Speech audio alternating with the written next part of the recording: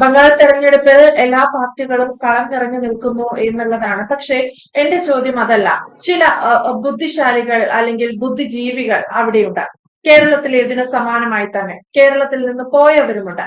ഇത്തരത്തിൽ ഈ ബുദ്ധിജീവികളെല്ലാം കൂടിയല്ലേ ബംഗാളിലെ CPM-നെ തകർത്തു കളഞ്ഞത് എന്നതാണ് ചോദ്യം.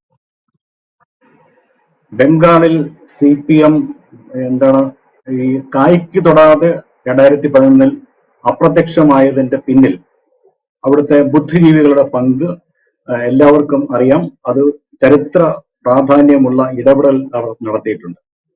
ഈ വരുന്ന 2026 തെരഞ്ഞെടുപ്പ് CPM-നെ സംബന്ധിച്ചും വിധി നിർണായകമാണ്. കാര്യം 2 തെരഞ്ഞെടുപ്പുകളിൽ സംപൂജ്യരായി ഒരു സീറ്റ് പോലും അസംബ്ലിയിൽ കിട്ടാതിരുന്ന അവർ ഒരു സീറ്റെങ്കിലും കിട്ടാനുള്ള കഠിന തീവ്ര ശ്രമത്തിലാണ്. പക്ഷെ ഇപ്പോഴും അവരുടെ അധികാരത്തിൽ നിന്ന് പുറത്താക്കലിന് കാർമ്മികത്വം വഹിച്ചു എന്ന് വേണമെങ്കിൽ പറയാം. കാര്യം ബംഗാളിലെ ബുദ്ധിജീവികൾ പരമ്പരാഗതമായി ഇടതുപക്ഷത്തോടൊപ്പം നിന്നവരാണ് ഭൂരിപക്ഷം പേരും.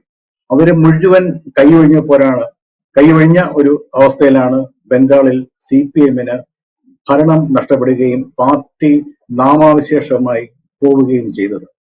അവരൊന്നും ഇടതുപക്ഷത്തേക്ക് തിരിച്ചു വന്നിട്ടില്ല എന്നതാണ് യാഥാർത്ഥ്യം. 93 ലക്ഷത്തോളം പേർ വോട്ടർ പട്ടികയിൽ നിന്ന് പുറത്തായ ഒരു തെരഞ്ഞെടുപ്പാണ് ബംഗാളിൽ 23-ാം തീയതിയും അതിന്റെ അവസാന പാദത്തിൽ 29-ാം തീയതിയും നടക്കുന്നത്. ഭരണകക്ഷിയായ മമതാ ബാനർജിയുടെ തൃണമൂൽ കോൺഗ്രസിന് മാത്രമല്ല അധികാരം പിടിക്കാൻ ആരെയും തലയും മുറക്കി രംഗത്തിറങ്ങിയിട്ടുള്ള BJP-ക്കും NDA-ക്കും കൂടി വിധി നിർണായകമായ ഈ തെരഞ്ഞെടുപ്പിൽ ബുദ്ധിജീവികൾ പൊതുവിൽ അധികാര സ്ഥാനത്തിന് എതിരായി നിലയുറപ്പിച്ച ചരിത്രമാണ് അന്നും ഇന്നും ബംഗാളിലുള്ളത്. അന്ന് CPM-നെ പുറത്താക്കാനൊക്കെ മുന്നിട്ടിറങ്ങിയ ബുദ്ധിജീവികൾ പലരും പിന്നീട് മമതാ ബാനർജിയുടെ ചില നടപടികളിൽ പ്രതിഷേധിച്ച് മാറി നിൽക്കുന്ന ചരിത്രവും നമുക്കുണ്ട്. നമുക്കിതിന്റെ ഒരു 2007-2006 കാലഘട്ടം മുതലുള്ള ചരിത്രം ഒന്ന് പരിശോധിക്കാം. 2007 മാർച്ച് 14-ാം തീയതിയാണ് സത്യത്തിൽ CPM-ന്റെ ബംഗാളിലെ തകർച്ചയ്ക്ക് തുടക്കം കുറിച്ച വലിയ പോലീസ് അതിക്രമം ഉണ്ടാകുന്നത്. നന്ദിഗ്രാമിലെ പ്രത്യേക സാമ്പത്തിക മേഖലയ്ക്കായി കൃഷിഭൂമി ഏറ്റെടുക്കലിനെതിരായി കർഷകർ നടത്തിയ സമരത്തിന് നേരെ പോലീസിന്റെ നരനായിട്ടുണ്ടായി, വെടിവെപ്പുണ്ടായി. 14 പേർ കൊല്ലപ്പെട്ടു എന്നാണ് ഔദ്യോഗിക സ്ഥിരീകരണമെങ്കിലും 50-ലധികം പേർ കൊല്ലപ്പെടുകയും 100-ലധികം പേർക്ക് പരിക്കേൽക്കുകയും ചെയ്തു എന്ന് മുഖ്യ പ്രതിപക്ഷമായിരുന്ന മമതാ ബാനർജിയുടെ തൃണമൂൽ കോൺഗ്രസ് ആരോപിച്ചു. അതിനെതിരായി വലിയ പ്രതിഷേധം ഉണ്ടായി. അതിനു മുമ്പ് സിംഗൂരിൽ ടാറ്റയുടെ നാനോ ഫാക്ടറിക്ക് വേണ്ടി സ്ഥലം എടുത്തുകൊടുത്തു. അതും കൃഷിഭൂമിയായിരുന്നു. അതിനെതിരെയും വലിയ പ്രക്ഷോഭം ഉണ്ടായിരുന്നു. അതിൽ താപസി മാലിക് എന്ന യുവതി ബലാത്സംഗം ചെയ്യപ്പെട്ട് കൊല ചെയ്യപ്പെട്ടു. അതിന് പിന്നിൽ CPM പ്രവർത്തകരായിരുന്നു എന്ന ആരോപണം നിലനിൽക്കെയാണ് 2007 പോലീസ് വെടിവെപ്പിൽ ഇത്ര അധികം പേർ കൊല്ലപ്പെട്ടത്. ഈ സംഭവമാണ് ബംഗാളിനെ CPM-ന്റെ 34 വർഷത്തെ, അന്ന് 34 വർഷമായിട്ടില്ല, ആകാൻ പോകുന്നേ ഉണ്ടായിരുന്നല്ലോ, 30 വർഷം കഴിയുന്നു, ആ ഭരണത്തിൽ നിന്നും മോചിപ്പിക്കാൻ വേണ്ടിയുള്ള ഇടതുപക്ഷ മുന്നേറ്റത്തിന് ഈ ബുദ്ധിജീവികൾ മുന്നോട്ടിറങ്ങിയത്. ബംഗാളിലെ ബുദ്ധിജീവികൾ എന്ന് പറയുന്നത് ബംഗാൾ ഭദ്രലോകമാണ്.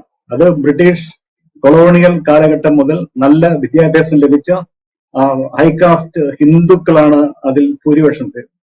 ബ്രാഹ്മൺ, കായസ്ഥ, വൈദ്യ വിഭാഗങ്ങളിൽപ്പെട്ട ബുദ്ധിജീവികൾ എന്ന് പറയാവുന്ന എഴുത്തുകാരും കലാകാരന്മാരും രാഷ്ട്രീയ പ്രസ്ഥാനങ്ങളെ ദൈക്ഷണികമായി നയിക്കുന്നവരുമായിട്ടുള്ള ഒരു വിഭാഗമുണ്ട്.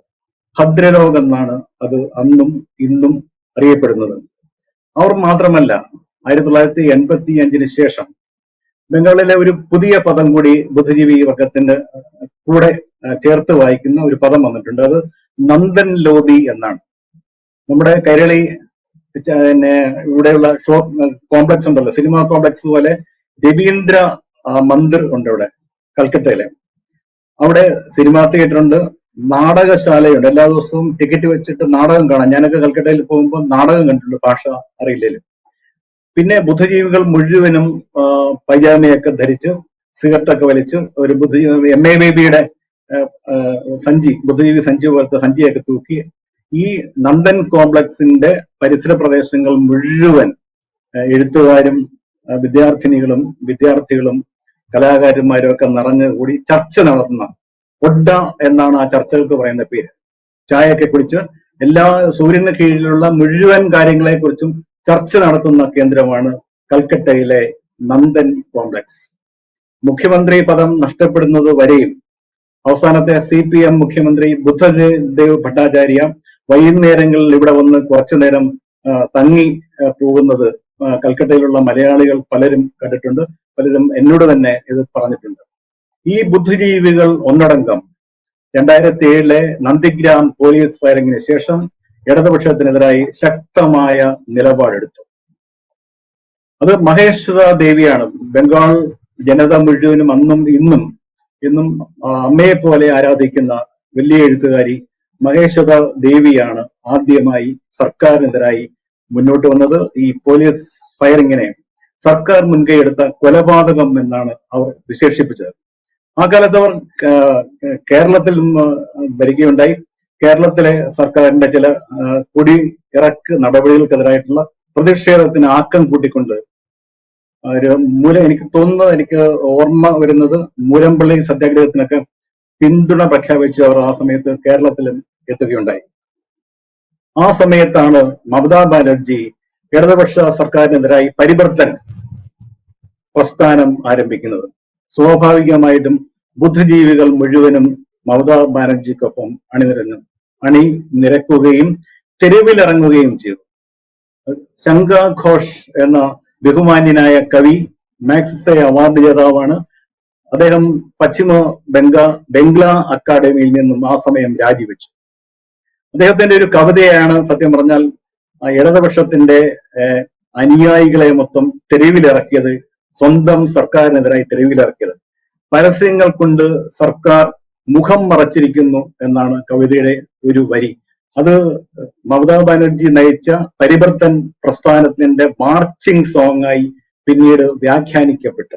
സുനിൽ ഗംഗോപാധ്യായെ പോലെയുള്ള ബുദ്ധിജീവികൾ സർക്കാരിനെതിരായി അതിശക്തമായ നിലപാടെടുക്കുകയും തെരുവിലിറങ്ങി സമരം നയിക്കുന്നവരോടൊപ്പം ചേരുകയും ചെയ്തു.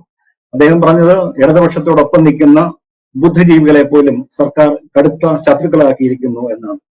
ഡോക്ടർ അശോക് മിത്ര, ഇടതുപക്ഷത്തിന്റെ മന്ത്രിസഭകളിൽ ധനകാര്യ വകുപ്പ് മന്ത്രിയായിരുന്ന ഡോക്ടർ അശോക് മിത്ര ഈ നന്ദിഗ്രാം സിംഗൂർ നടപടികൾക്കെതിരായി പരസ്യമായി രംഗത്ത് വന്നു.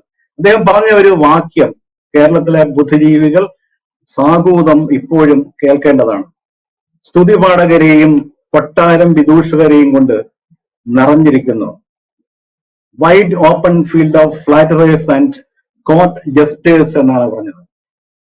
ഇത് ഞാൻ ഓർക്കുന്നത് കഴിഞ്ഞ നിലമ്പൂർ ഉപതെരഞ്ഞെടുപ്പ് സമയത്ത് എനിക്ക് നിലമ്പൂരിൽ ഒരു വോട്ടുണ്ടായിരുന്നെങ്കിൽ എന്ന് പറഞ്ഞ് കേരളത്തിലെ ബുദ്ധിജീവികൾ, ഇടതുപക്ഷത്തോടൊപ്പം നിൽക്കുന്ന ബുദ്ധിജീവികൾ സോഷ്യൽ മീഡിയയിൽ നിറഞ്ഞു നിൽക്കുക മാത്രമല്ല സഞ്ചിയും തൂക്കി നേരെ നിലമ്പൂരിലേക്ക് വെച്ചുപിടിച്ചു.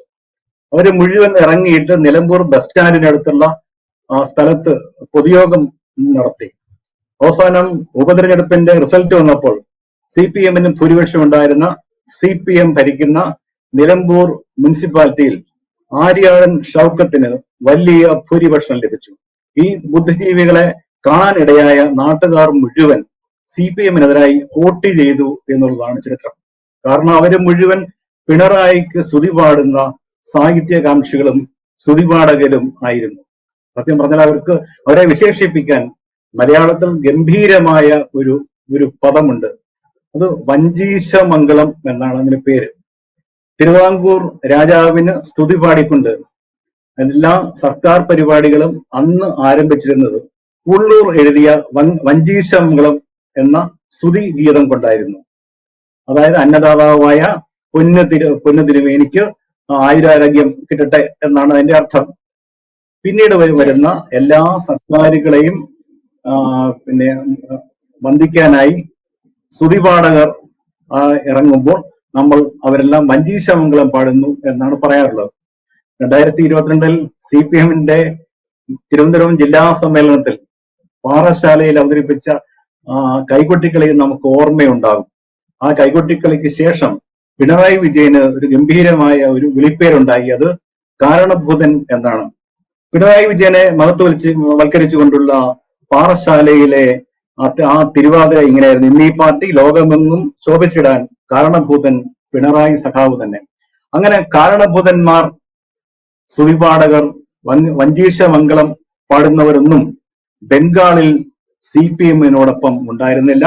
അവർ തെരുവിലിറങ്ങി ശില്പി സംസ്കൃതി ഓർ പരിവർത്തൻ കേന്ദ്ര എന്ന ഒരു സംഘടനയ്ക്കും രൂപം നൽകി. അപർണ സെന്നും ഋതുവർണ ഘോഷും പ്രമുഖ സിനിമാ സംവിധായകർ. അവർ കൽക്കട്ട ഫിലിം ഫെസ്റ്റിവൽ ബഹിഷ്കരിച്ചു. താരുൺ മജുംദാർ ചലച്ചിത്ര പ്രവർത്തകൻ, സുമിത് തനിക സർക്കാർ, മാർക്സിസ്റ്റ് ചരിത്രകാരന്മാർ, അവര് മുഴുവനും അന്ന് ഇടതുപക്ഷത്തിനെതിരായി തെരുവിലിറങ്ങി.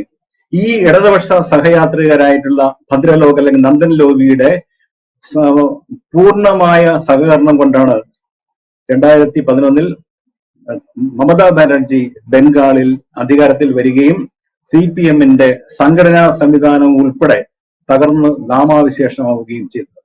ബംഗാൾ ജനത ഇപ്പോഴും അധികാരികൾക്ക് സ്തുതി പാടുന്ന, ബംഗാൾ ജനത എന്ന് വെച്ചാൽ ബംഗാളിലെ ഇടതുപക്ഷ ബുദ്ധിജീവികൾ, ഒരു അധികാരിക്കും സ്തുതിഗീതം പാടുന്നവരല്ല. അവർ വഞ്ചീശമംഗളം ആലപിക്കാറില്ല. കേരളത്തിലെ പോലെ ഭരണാധികാരികൾക്ക് കാരണഭൂതൻ എന്ന പേര് നൽകി അവരോടൊപ്പം നിന്ന് പട്ടും വളയും വാങ്ങുന്ന സ്വഭാവമുള്ളവരല്ല ബംഗാളിലെ ഇടതുപക്ഷ മാർക്സിസ്റ്റ് ബുദ്ധിജീവികൾ. സത്യം പറഞ്ഞാൽ കേരളത്തിലെ താങ്ങി നിൽക്കുന്ന പറ്റിത്തീനികൾ വളരെ വേണമെങ്കിൽ വളരെ കഠിനമായ ഒരു പദാവലി ഉപയോഗിച്ചിട്ട് ഭരണകൂടത്തോടൊപ്പം നിന്ന് ആനുകൂല്യങ്ങൾ നേടാൻ, പുരസ്കാരങ്ങൾ ലഭിക്കാൻ, അക്കാഡമികളിൽ അംഗത്വം ലഭിക്കാനൊക്കെ ഇങ്ങനെ കൂനിക്കൂടി പറ്റിക്കൂടി നടക്കുന്നവരൊക്കെ ബംഗാളിലെ ബുദ്ധിജീവികളെ കണ്ടു പഠിക്കേണ്ടതാണ് ഇപ്പോഴും എപ്പോഴും.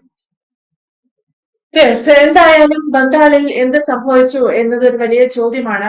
ബംഗാളിൽ CPM-ന് അവരുദ്ദേശിച്ച രീതിയിൽ കാര്യങ്ങൾ പ്രാക്ടിക്കലാക്കി എടുക്കാൻ സാധിച്ചില്ല.